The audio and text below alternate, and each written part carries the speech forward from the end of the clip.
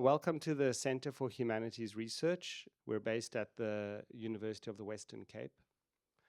This is UWC's only campus back in the heart of Cape Town, in the areas from which its constituent communities were forcibly removed during apartheid. So UWC is very proud to be extending back to where it was not allowed to be, to offer the views that it was not allowed to have in a city that it wasn't allowed to inhabit.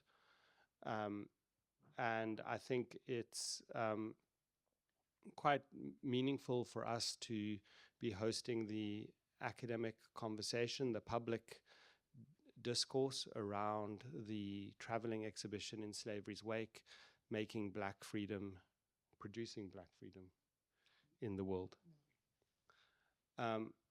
So we have a series of discussions that will happen through the day. There are programs available for you to pick up outside. Just to situate the CHR and how it is that we are here in, we have a very close working relationship with Iziko museums. We signed a new MOU with them last year to formalize the institutional partnership.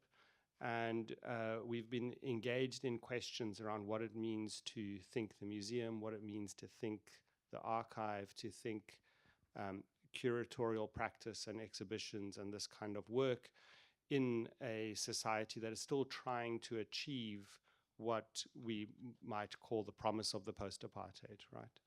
So the CHR, as its research focus, is trying to build concepts that could be adequate to this idea of the post-apartheid. Concepts of the human, what it means, how we can relate with each other in a way that might realize a dream of like someone like Steve Biko, who wanted to break the racial script so that you could have something that could come after a racialized society, which apartheid was producing. Without further ado, Prof. Tony Bogues from the Simpson Center for the Study of Slavery and Justice at Brown University will say a few words about what this traveling exhibition and workshop is about. Good morning, everybody. This is really a special moment, frankly, for me, because I see friends who I've not seen for some time, students who I taught, you see from when I was at UCT, people in reading groups when I was at UCT, and just colleagues who I have known in the last couple of years in various events that I've been part of in South Africa, but in Joburg. There's a couple of people here from the Black Archives who I met at a conference we had recently.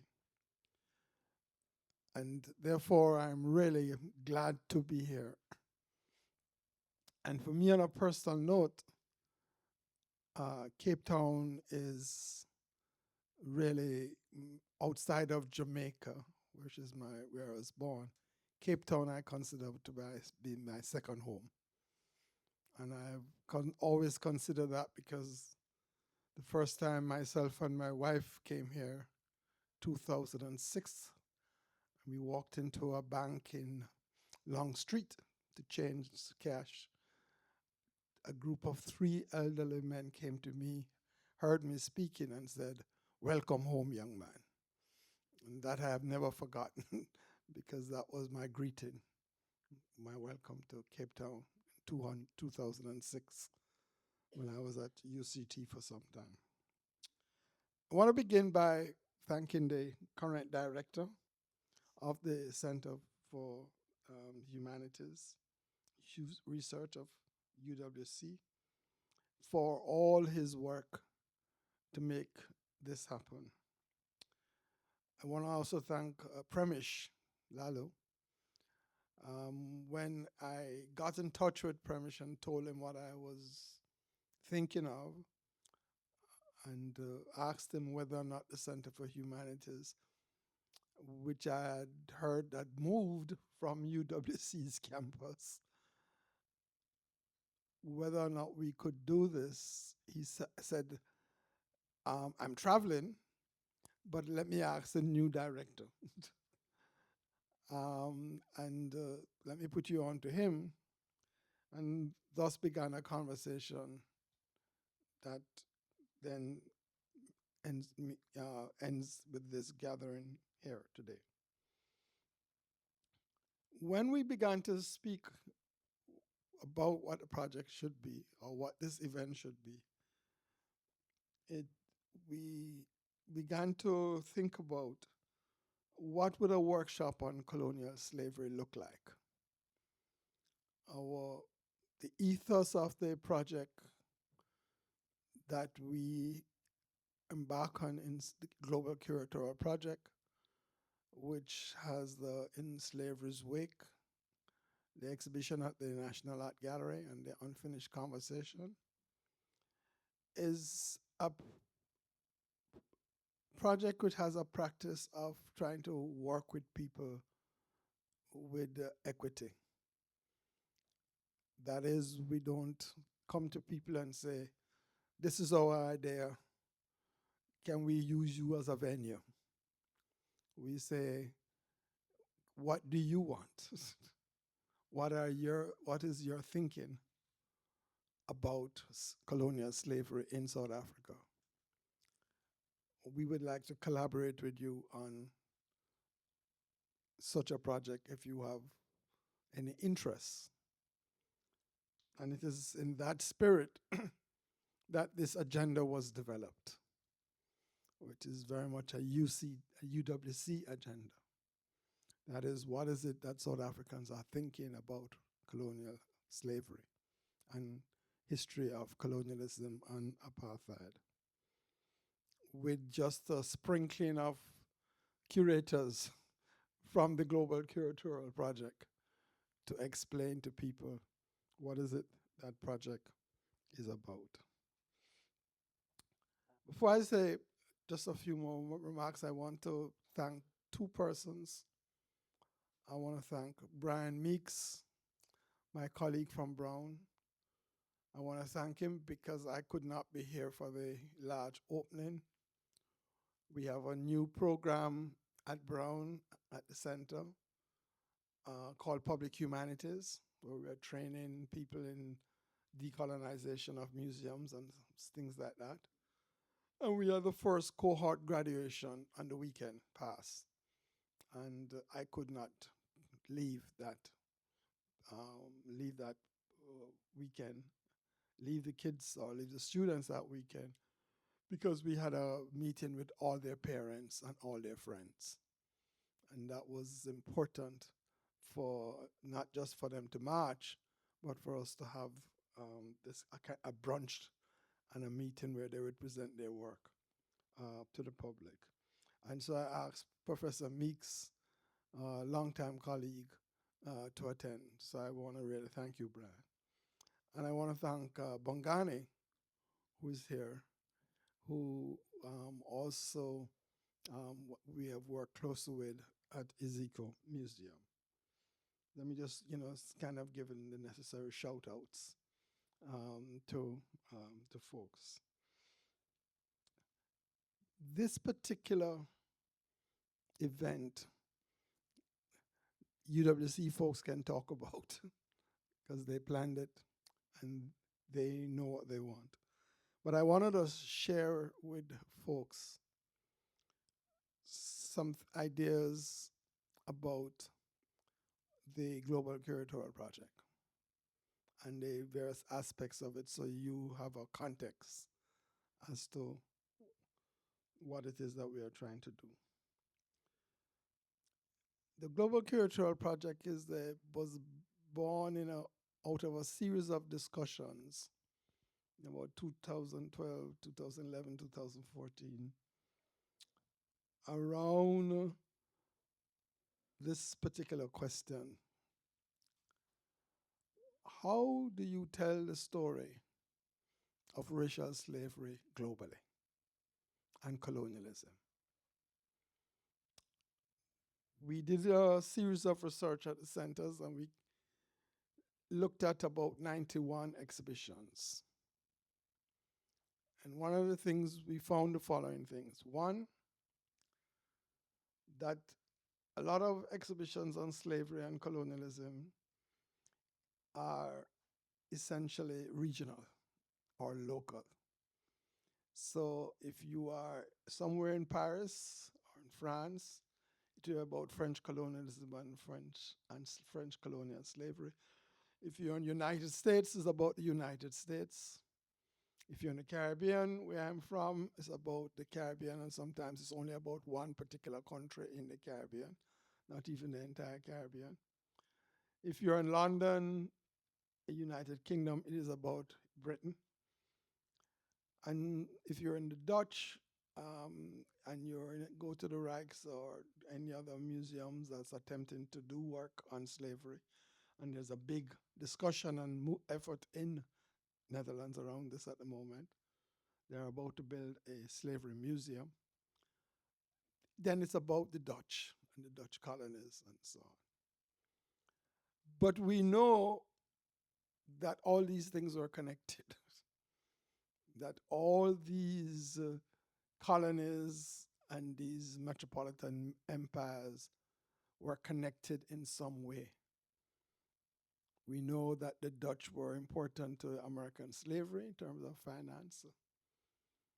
We know, and sometimes we don't, this is not very well known, we know that it was the city-states of Italy that financed a lot of the slavery voyages. We now have the records for that. The bankers. We know that it was the formation of the stock exchange in Amsterdam was a stock exchange which had the VOC as well as the WIC. So that we know that these things are connected. The question that we faced was, okay, how then do we tell this connective story? And how do we tell it in a non-boring way?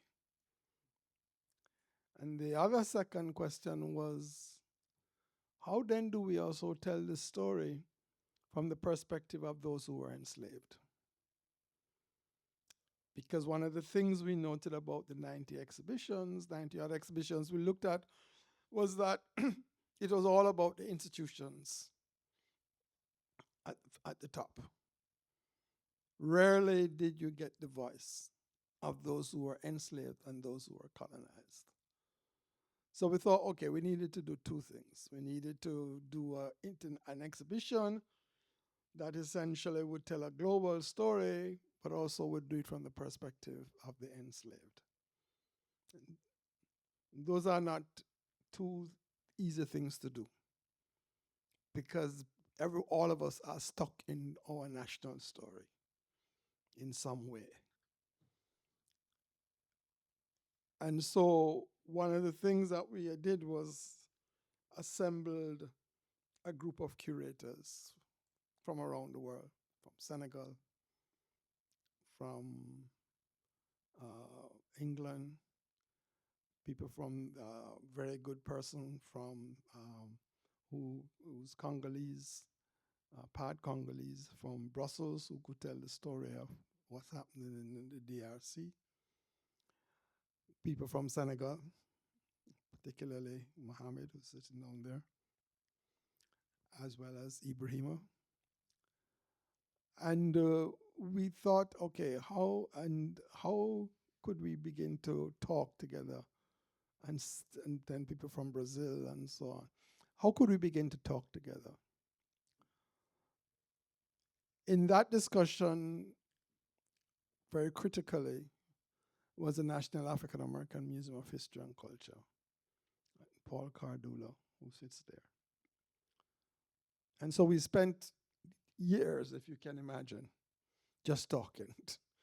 If you think you can put together a group of international curators who have their own agendas, who are driven by their own national purposes and have to be because they're usually, supported by governments, and then trying to think, okay, how do you then do this collaborative work, and that it can be done overnight, then that's another story. That will not happen.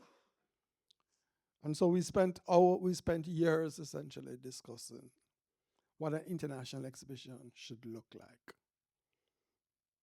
And then we decided that yes, we'd have an international exhibition, and yes, it would be curated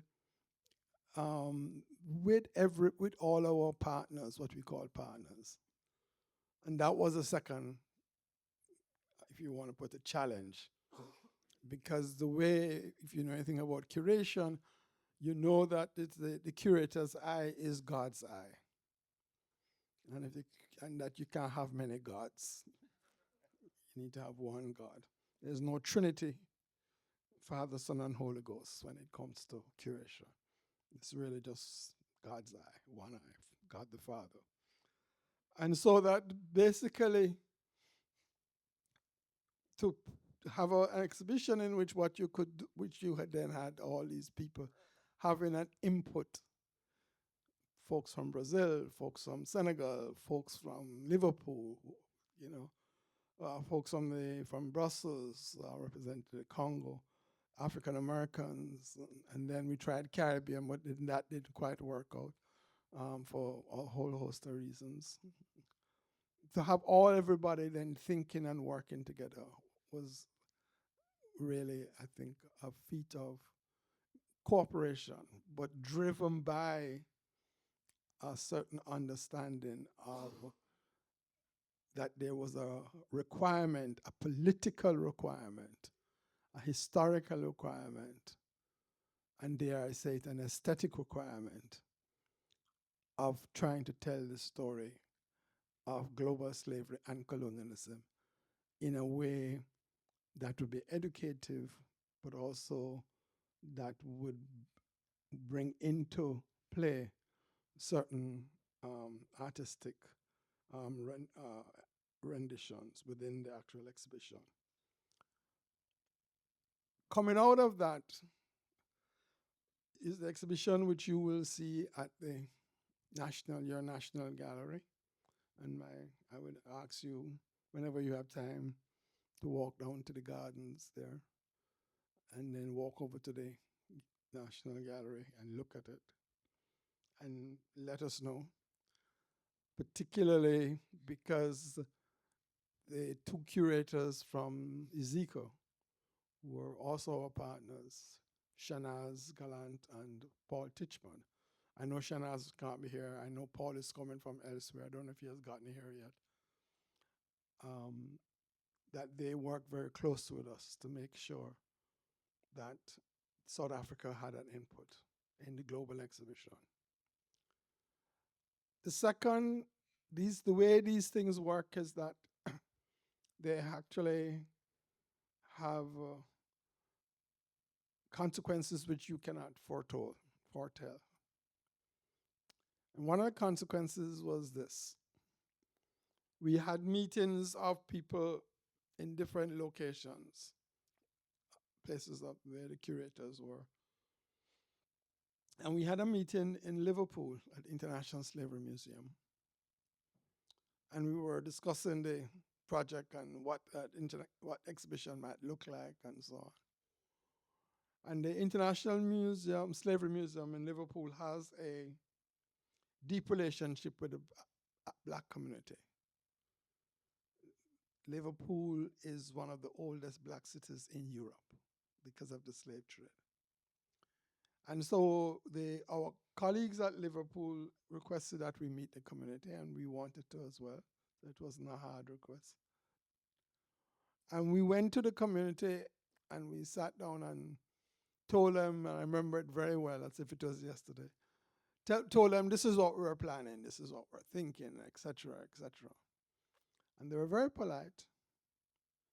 But in the end, they just said to us, so where are we? That is, we are the people.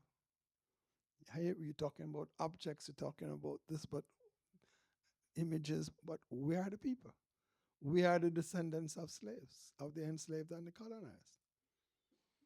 And so we actually went back to the drawing board and to find out how could the historical exhibition that we were thinking about and had gone somewhere in planning, how could we then involve communities, A, but B, how could we get the voices in a curated project of the descendants of the enslaved and colonized? And we had a huge discussion that day, and we came up with the title Unfinished Conversation. Perhaps partly because we're in England, United Kingdom, and some of us knew Stuart Hall and his work. And Stuart's widow was also, who's a historian, was part of those discussions. And Unfinished Conversation, John Comfort, a filmmaker, had just done a remarkable film on Stuart, and called it Unfinished Conversations. And we thought, okay, that's what we really needed to do. And so we did the Unfinished Conversations. And from the Unfinished Conversations, developed a project which began in Senegal, led firstly by Ibrahima, who sits there, and you'll hear from today, about interviewing people in communities who have the memories of either enslavement or colonization. And we did that, and we have about nearly 200 interviews from across the world. To me, there are two things I would say about it. When I first went to Senegal with the team, I walked with a book that was just won a prize in the Academy for the best book on history of Senegambia. Great historian, great book. And I would go back at night to read it, and I couldn't find the stories that I was hearing.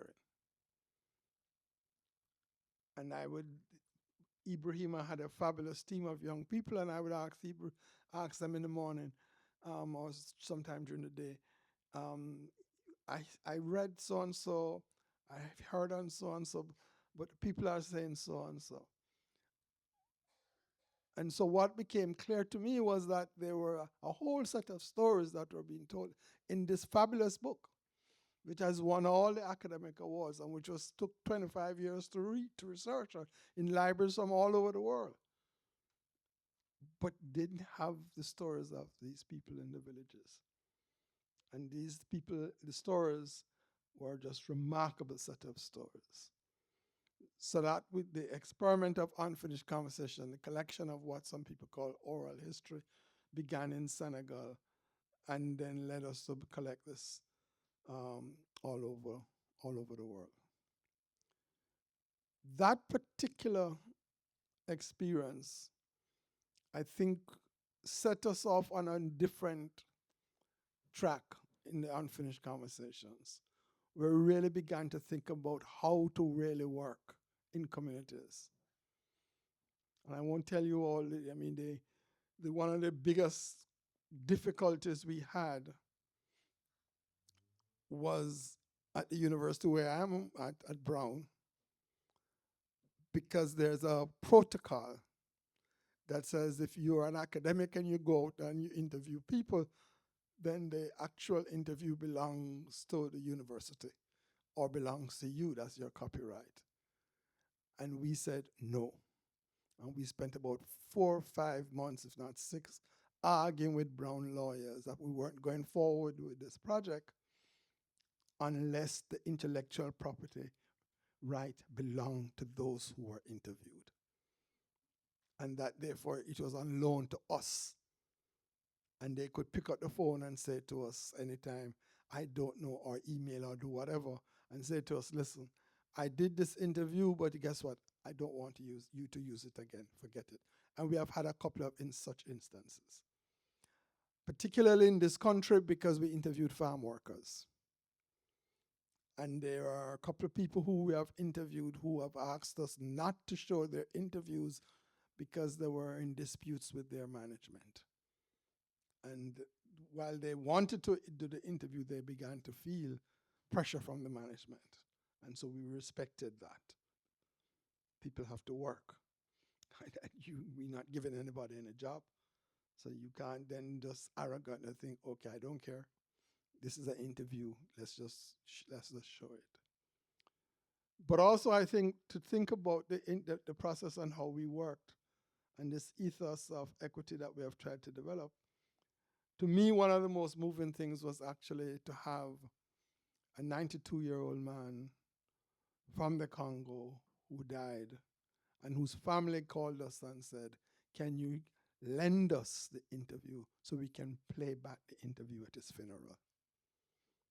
And that to me was an absolutely really extraordinary moving moment that actually almost brought me to tears because it also told me that we were doing something that I think was important. Out of that unfinished conversation came a series of documentaries. One of them, Unfinished Conversation documentary, alongside an exhibition which is going to be opening tomorrow evening at the Slave Lodge, and I urge you all to come to that as well. It opens at 7, Slave Lodge. And then out also came a documentary, as I said, in which we took over nearly 200 interviews and essentially made a documentary out of it. But this place has a special quality to it. Here I mean South Africa. We were doing a set of interviews of wine workers.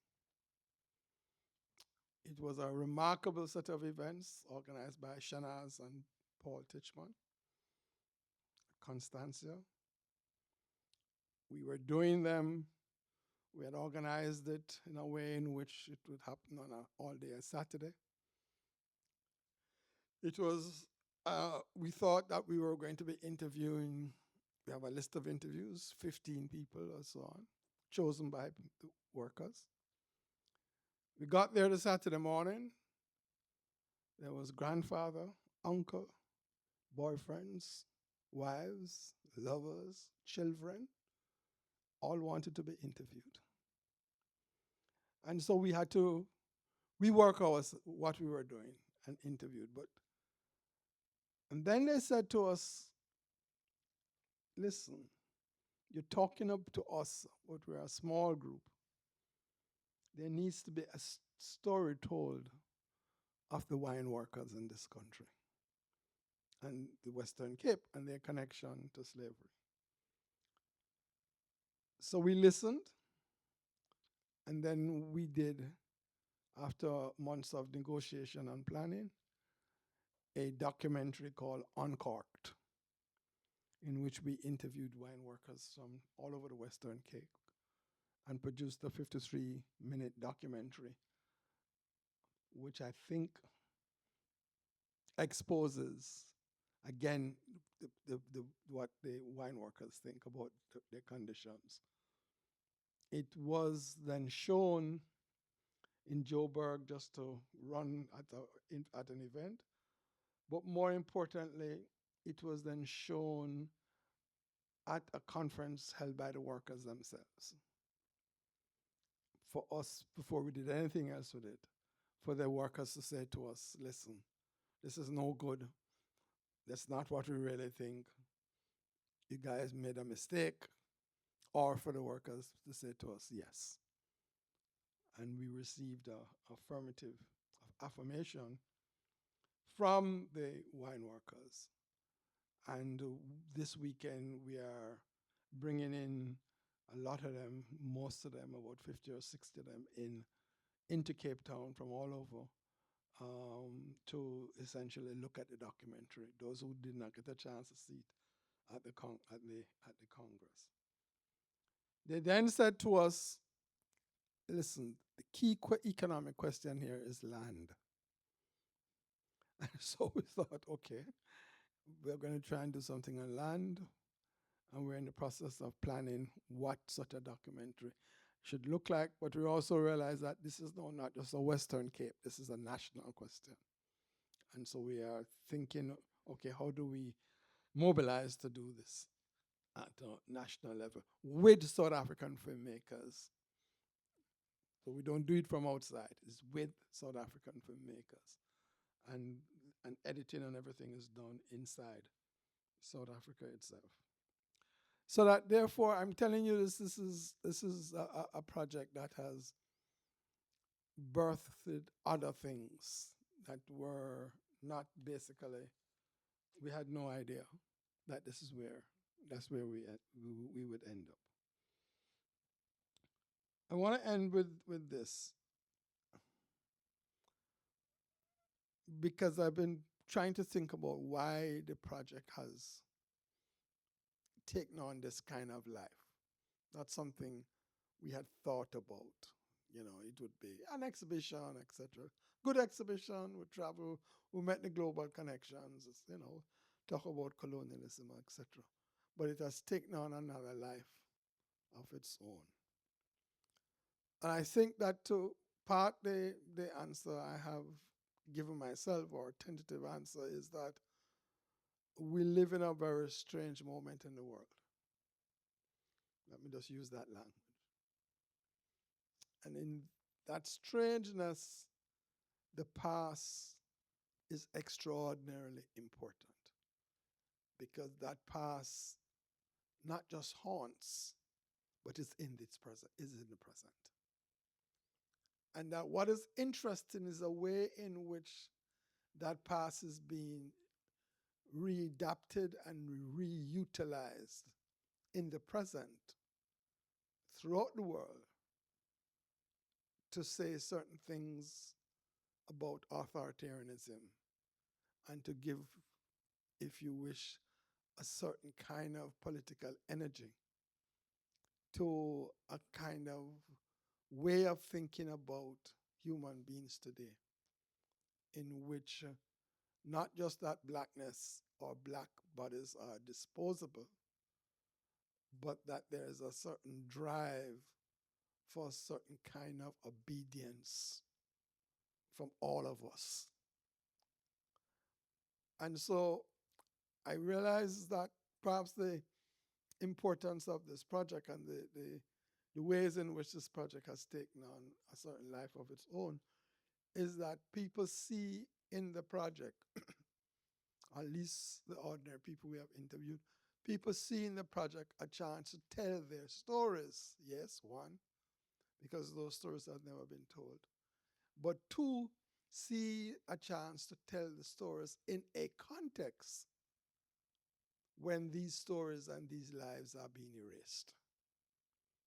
So it is a way in which, therefore, the project has taken on a certain mode of resistance, if you wish, if you want to use that language, to the way in which the present order has been structured and the way in which the work of history is being done in this present order, where history is understood as a kind of compartmentalized past with a certain understanding of that history, which essentially only privileges the elite, and more than that, privileges a certain new elite that is forming in the world. And I think, as I heard Permish says, a lot of that elite comes from this place, that the South Africa has given us certain people. And so that therefore the project then becomes, without beginning that way, becomes an interventionist project, a project to intervene in the world and the debates around history. Let me just say that, therefore, I want to say that coming back to South Africa and having the unfinished conversations, having the exhibition, is for us really extraordinarily important, Brazil, extraordinarily important. South Africa, Senegal, extremely important. That to have the exhibition and these discussions on continental Africa is for us extremely important. Not that it wasn't important in North America, trust no. Big opening, everybody loved it, etc. It would be great in Liverpool, I know that. But to think about this kind of exhibition in Africa itself, in continental Africa, to us is extremely important as it opens up a set of discussions and a set of debates which I think are necessary. So I want to thank UWC for hosting us. I want to thank the director for all the work he did to make this. I want to thank Pramesh for that really remarkable tour this morning that I think blew a lot of us away. I had heard about the place, never had a chance to visit it, so I want to thank both of you for allowing us to come to be here this morning. And I hope that today we can have frank discussions about the resonances and the echoes and the heritage, if you want to use that language, of colonial slavery and colonialism and apartheid in South Africa, but quite frankly, in the world. Thanks very much. I would have left my vote of thanks to the end of the conference, but I just want to say it up front, just because Tony's mentioned it a few times, that this wouldn't have been possible without myself and Pramesh, etc. But there's a whole team at the CHR that has produced this day. From the tech and the media side, it's Simone and her student assistants. From the logistics side, it's Lamise and Michaela who are sitting at the back of the what is this thing called? A hall. From the program development side, it's Lee Walters, who's one of our postdoctoral fellows who's really come on board to help put this together. And then from the unseen side, it's the two cleaners who work in this room, Colleen and Lauren, who are, not Colleen, Caroline and Lauren, who are, you'll see them in the building. And in their interest, I'm just going to make a request that we don't bring food or beverages into the hall. The former director is very naughty.